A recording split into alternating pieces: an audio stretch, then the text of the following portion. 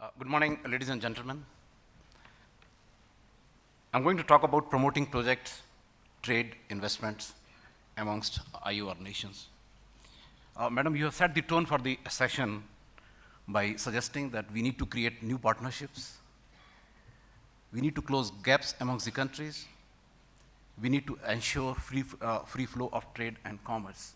Some of the ideas which we as a consulting company with working experience of 42 years in almost 55 countries, we see a lot of different dimensions in each country we work with. And if these 21 IUR nations have to work together, we need to develop a common frame which is well understood by the member countries. And then money is not really a problem. The problem is developing projects in the right way, risk allocation in the right way, and some of these areas I would like to cover in my presentation.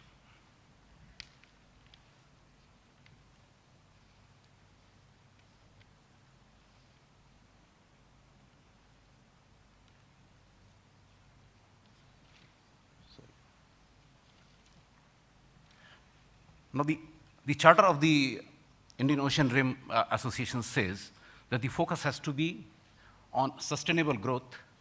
Few words I will highlight.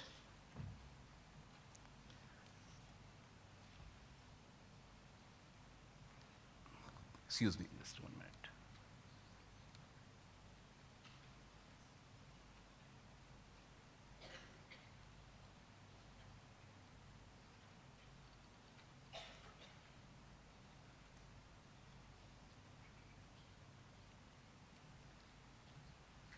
So the charter of the IUR also looks at free trade barriers, investments, promoting equal growth amongst the member countries. Now, this cannot be done till there is a solid action plan with the members. I'm sorry, still not used to. RITES is a consulting, engineering consulting company, and we work in following sectors and not necessarily service sector alone. We work in sectors like railways, urban transportation, metros, highways, ports and inland waterways, airports, institutional buildings, railway workshops, renewable energy. With this experience, we would like to share how the trade flow can be improved.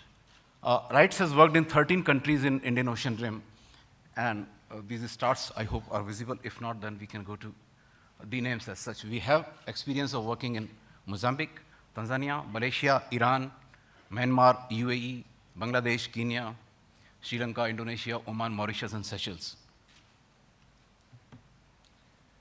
So our services spectrum includes developing a project, its feasibility, then setting out the conditions, bidding, getting the contractor, at times doing the project management consultancy as well.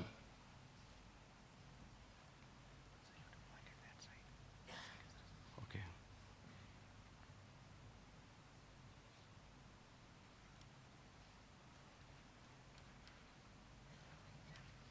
Let's get in reverse here. Now, globally, infrastructure is the attention of all the governments. A recent OECD study has calculated that if we just look at 4 core sectors, which is transportation, electricity generation, distribution, and telecommunication, the global requirement as of now is $71 trillion, which is roughly 3.5% of the GDP of the countries today. The Indian Ocean Rim countries, I'm sure they are at different stages of the development, would have to actually spare a bigger portion of the GDP for meeting the infrastructure requirements. The opportunities for investors are globally available, so we need to have a push and pull to see how they come to a particular country. The investors are fully, they are at times reluctant to fully seize them. Unless the environment, regulatory environment, the investment environment is conducive, the investments will not happen. So the countries have to target the policy reforms and implement it before we get investors. And at times, if there is a crisis of some issue, the government should come out clearly. Say, for example, some time back, there was an issue of backdating the fiscal laws in India. The government declared in Parliament about 2 years back that there will not be any retrospective amendment in any fiscal laws in the country, and that gave a lot of confidence to the investors. So there is a need to create predictability for the investors who are looking to invest in your country. And there is a very delicate balance between what an investor would expect as a risk-return profile and what a consumer would like to pay. So the countries have to create that balance and then get the project developers in the country.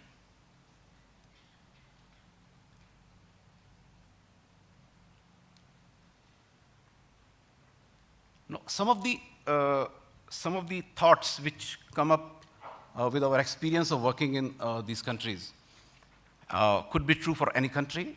If this is taken care of, we believe that the flow of investments, because the time has come when you cannot just wait for development assistance or the grant or a soft loan to create infrastructure or manufacturing capability.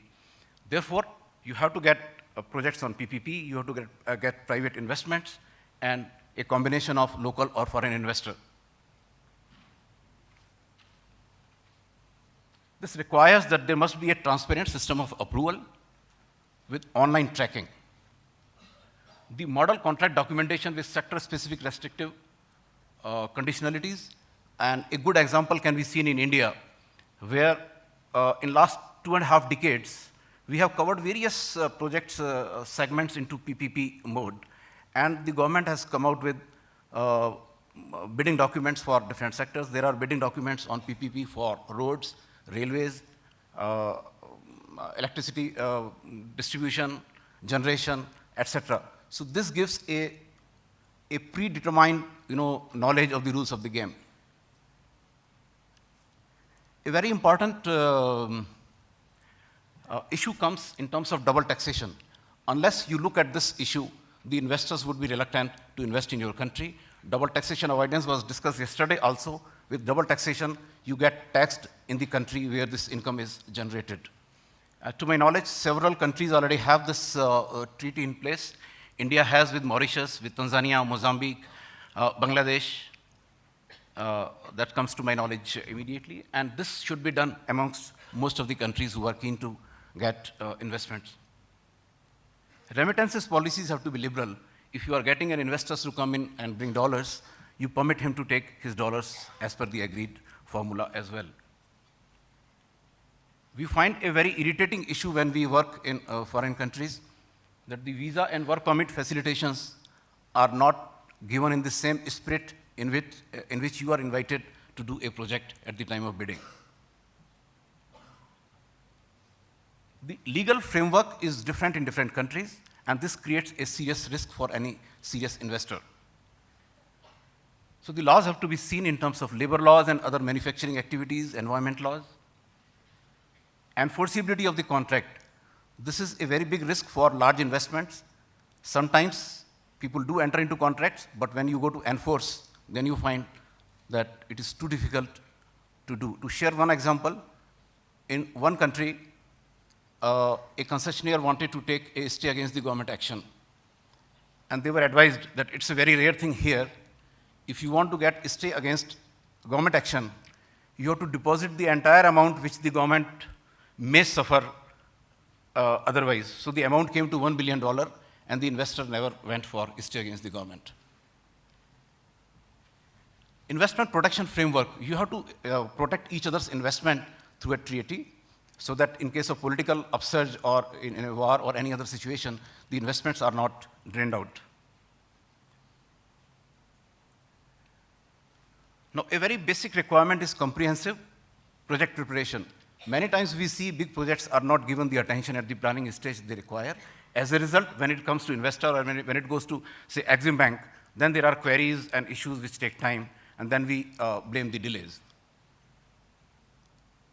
The funding has been well understood in terms of grants and concessional loans, but a new method which has successfully been done in India is viability gap funding.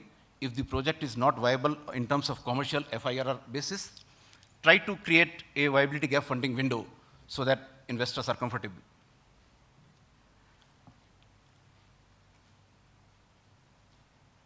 At times we come across situations, or many times, not at times, many times when the contract award itself is in doubt.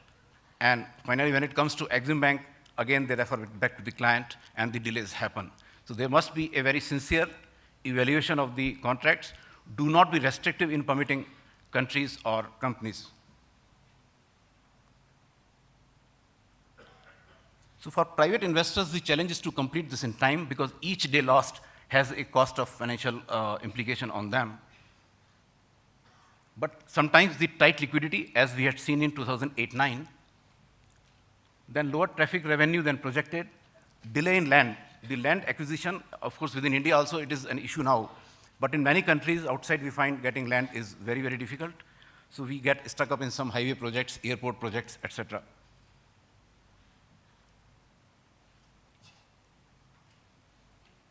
Then the contract clauses, as I said, must be protected.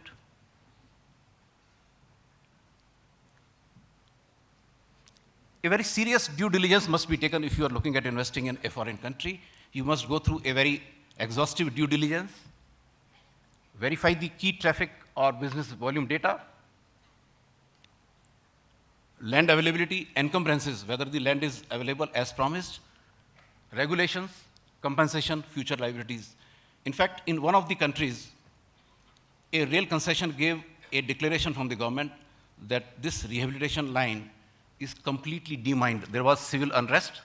The railway line has been completely demined.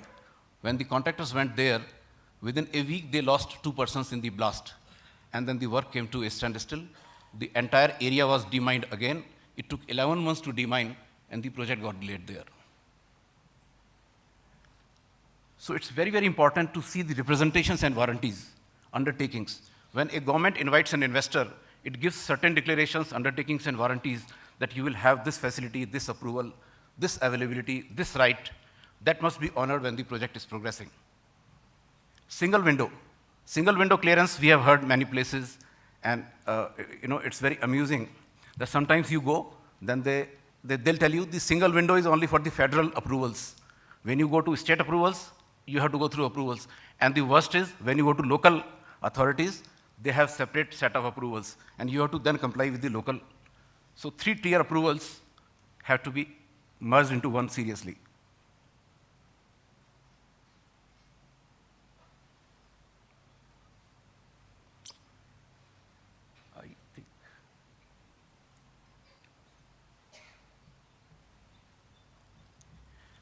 Then at times, government gives fiscal incentives that if you come and bring a project here, we will give you custom duty exemption, tax exemption for 10 years, and then there will be a condition that you first deposit this. When the project is completed, then only this will be refunded to you.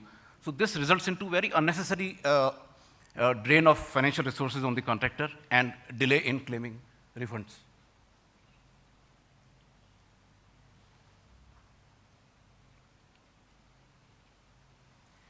A very interesting phenomena happens when you go to different country. You find tax law, civil law, the procedural law, contractual law.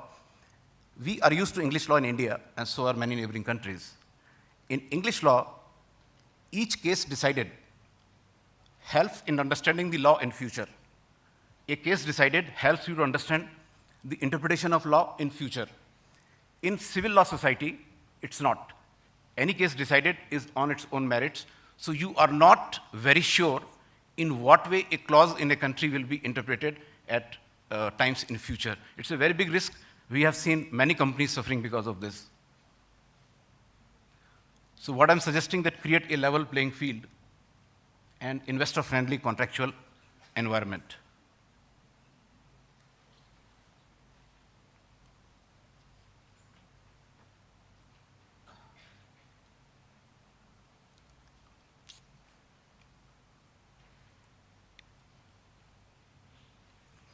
Now, for major projects, it's important to create local partnerships, but then you have to create that skill development set which is able to help in the transition or in the construction.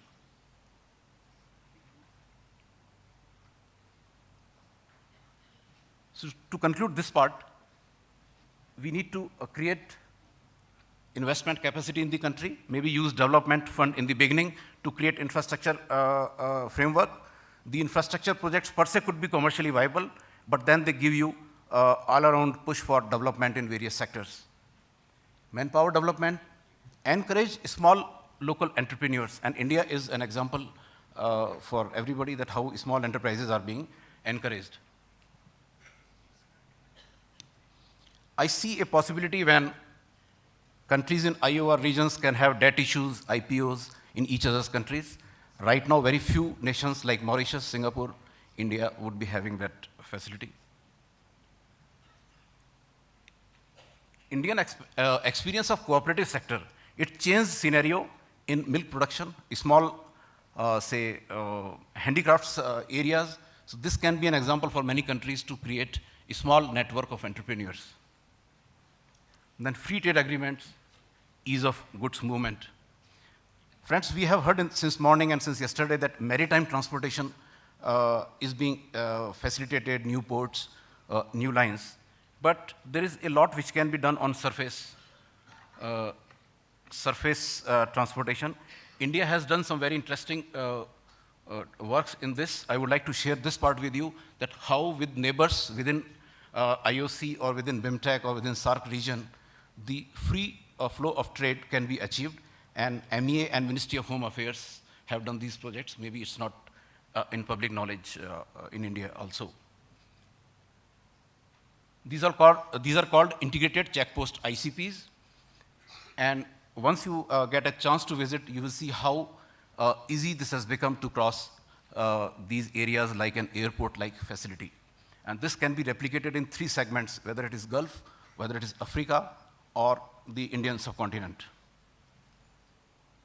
I don't know if you can see this. We are doing ICPs. The blue phase 1 is already made or operational. 5 of them are already operational, and a couple of others are under construction.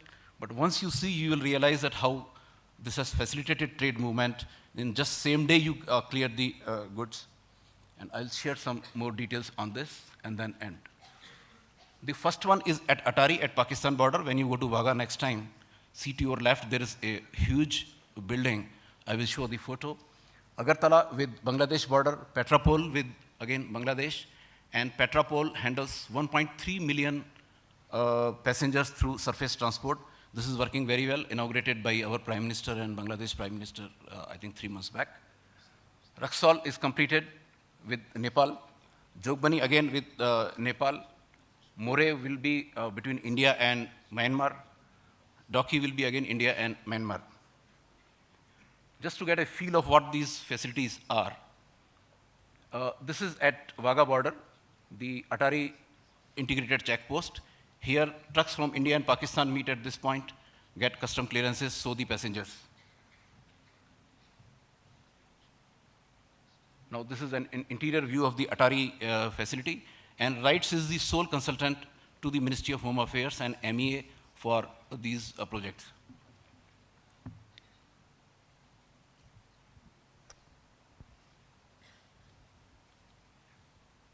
Again, Atari view, how the trucks are coming to shades and uploading, downloading. Now, this is at Agartala with Bangladesh border, operational for last 1 year.